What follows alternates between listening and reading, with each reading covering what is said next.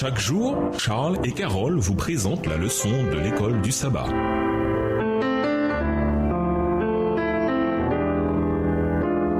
Bienvenue dans votre émission. Dieu nous parle. Nous voilà à la leçon de dimanche. La création, une expression d'amour. La nature, dans sa condition actuelle, envoie un message ambigu qui mêle le bien et le mal. Les rosiers peuvent produire des roses magnifiques et parfumées, mais aussi des épines dangereuses qui peuvent blesser. Un toucan peut nous impressionner par sa beauté, mais nous consterner en attaquant les nids d'autres oiseaux et en dévorant leurs petits vulnérables. Même les humains qui sont capables de gentillesse un instant peuvent devenir méchants, désagréables, voire violents l'instant d'après. Il n'est pas surprenant que dans la parabole du blé et de l'ivraie, les serviteurs demandent au propriétaire « Seigneur, n'as-tu pas semé de la bonne semence dans ton champ? D'où vient-il donc qu'il y ait de la mauvaise herbe ?» Il leur répondit « C'est un ennemi qui a fait cela. » Matthieu 13, verset 28. De la même manière, Dieu a créé un univers parfait, mais un ennemi l'a profané en semant les mystérieuses semences du péché. Lisons 1 Jean 4 et versets 8 et 16, que nous indique la certitude que Dieu est amour sur la nature de ses activités créatrices. 1 Jean 4, le verset 8, « Celui qui n'aime pas n'a pas connu Dieu, car Dieu est amour. » Verset 16, « Et nous avons connu l'amour que Dieu a pour nous, et nous y avons cru. Dieu est amour, et celui qui demeure dans l'amour demeure en Dieu, et Dieu demeure en lui. » Le fait que Dieu est amour, 1 Jean 4 et versets 8 et 16, implique au moins trois éléments fondamentaux. D'abord, l'amour par sa nature même ne peut exister en vase clos. Il doit s'exprimer. Quel genre d'amour ne s'exprime pas? L'amour de Dieu est partagé en interne parmi les trois personnes de la divinité et en externe dans sa relation avec toutes ses créatures. Deuxièmement, tout ce que Dieu fait est une expression de son amour inconditionnel et immuable. Cela inclut ses œuvres créatrices, ses actions rédemptrices et même les manifestations de ses jugements punitifs. En fait, l'amour de Dieu se traduit par sa justice aussi bien que par sa miséricorde. La justice est la base de son trône et le fruit de son amour.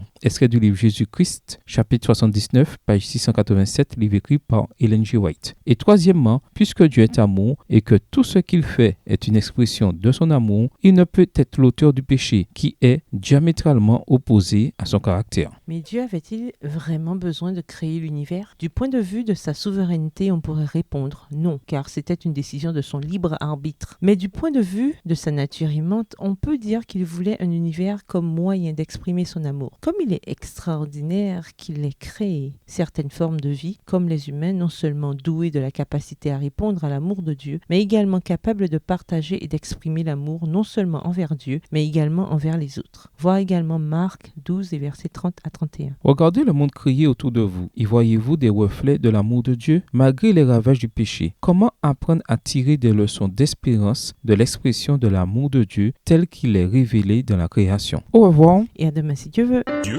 nous parle. Chaque jour, Charles et Carole vous présentent la leçon de l'école du sabbat.